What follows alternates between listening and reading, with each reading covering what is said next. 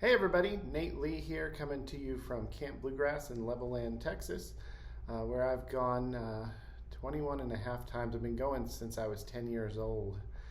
Missed one when I was a teenager, I think it was, and then missed the past 2 years because they didn't hold it because, you know.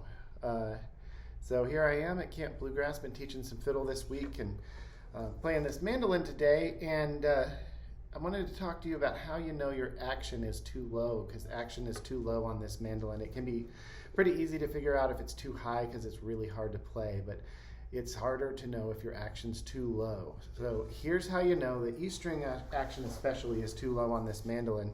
You want to listen for a buzzing sound. At its worst, it's going to buzz, and when it's close to that buzzing range, it makes kind of a slapping sound.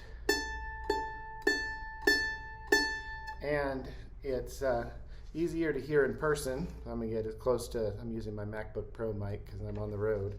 Get as close as I can and try to demonstrate this buzz. So you probably can hear now, really buzzing. And often that'll happen more the farther you go up the neck. So here it's really bad. So that means I need to bring up the action until it doesn't buzz anymore.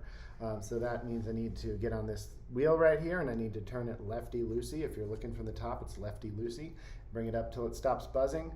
My favorite action is to bring it up from where it's buzzing, bring it up until it's not buzzing even when I play pretty hard, which is about medium action. That's what I end up with, maybe about 55 thousandths of an inch on the G string side, and about 50 thousandths of an inch on the E string side at the 12th fret. So that's how to know if your action is too low, and I'm sure I'll play this in a video in the future after I've fixed the action and you'll be able to hear the difference. All right, everybody, thanks for watching. If you're on YouTube, make sure to subscribe to this channel and click that like button and the notification bell. And if you're watching on Facebook, follow this page and share it with your friends. Bye, everybody.